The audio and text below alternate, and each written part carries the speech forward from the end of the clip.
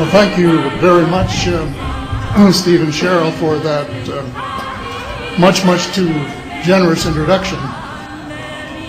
We are hell-bent in the direction of destroying our planet, and frankly, we appear to be doing very little about it.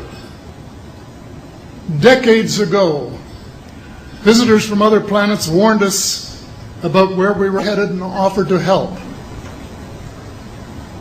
But instead, we, or at least some of us, interpreted their visits as a threat and decided to shoot first and ask questions after.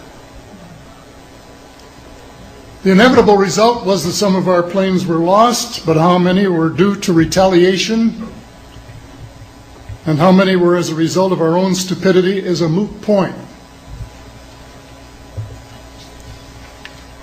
Wilbert Smith, one of the first Canadians to take an active interest in the subject of UFOs, asked the visitors about the accidental destruction of our aircraft by flying into the vicinity of a flying saucer. The response, and this is, although a few of our aircraft had come to an unfortunate end by what they considered the colossal stupidity of our pilots, they were now taking corrective measures to avoid our aircraft. I asked them, and this is still Smith, I asked them what happened, and they said, well, the fields around the saucers, in order to hold them up, in order to produce the gravity differential, the time field differentials which were necessary to operate the ship, these sometimes produced field combinations which reduced the strength of materials to the point where they were no longer strong enough to carry the loads that the materials were expected to carry. Now, as we know, aircraft, particularly the military type, are built with a rather small factor of safety. And in these regions of reduced binding, the materials are no longer strong enough to carry the load, and the craft simply comes apart. And when I read that, I was reminded of the late, great soprano Lily Pons. To smash crystal glass, she would direct the sound at them, and something in the sound waves would change the structure of the glass, and it would fly apart. Well, this didn't satisfy our military chiefs, who must have thought that it was more important to secure American nuclear superiority, even though using it would result in the annihilation of us all, than to take the hint and start moving the planet back from the brink of global disaster. They, the military, must have been and still are so paranoid that they feel it necessary to use the visitors' technology to fight them off, rather than welcome them as partners in development, though they may have seconded a few renegades to assist them in what can best be viewed as diabolical developments. Stephen has said that talking about UFOs is passé, and that we should be talking or limiting our talk to exopolitics. Well, Stephen, I agree with you in theory, but in reality, we have a problem when official U.S. policy insists that UFOs don't exist. The veil of secrecy must be lifted, and it has to be lifted now, before it is too late.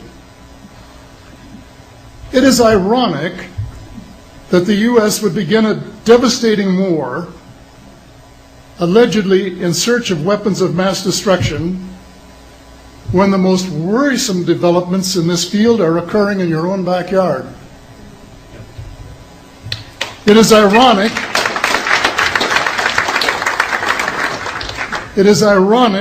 that the U.S. should be fighting monstrously expensive wars in Iraq and Afghanistan, allegedly to bring democracy to those two countries, when it itself can no longer legitimately claim to be called a democracy, when trillions, and I mean thousands of billions of dollars, have been spent on projects about which both the Congress and the Commander-in-Chief have been kept deliberately in the dark.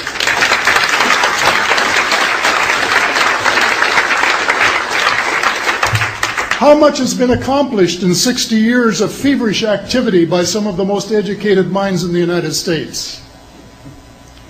Has America developed flying saucers that are visually indistinguishable from the visitors, as alleged? And if so, what do they propose to do with them? Even more critical, what progress has been made in the development of clean energy sources that could conceivably replace fossil fuels and save the planet from becoming a veritable wasteland? Well, who has the answers? Someone does, but apparently they aren't telling either secretaries of defense or presidents because they don't have, quote, a need to know. In a story told by Dr. Stephen Greer, President Clinton was asked a question by White House reporter Sarah McClendon about why he didn't do something about disclosure. And Clinton replied, "Sarah, there's a government inside the government, and I don't control it." Excuse me, doesn't the Commander-in-Chief and the person who allegedly has their finger on the nuclear trigger have a right to know what his subordinates are doing?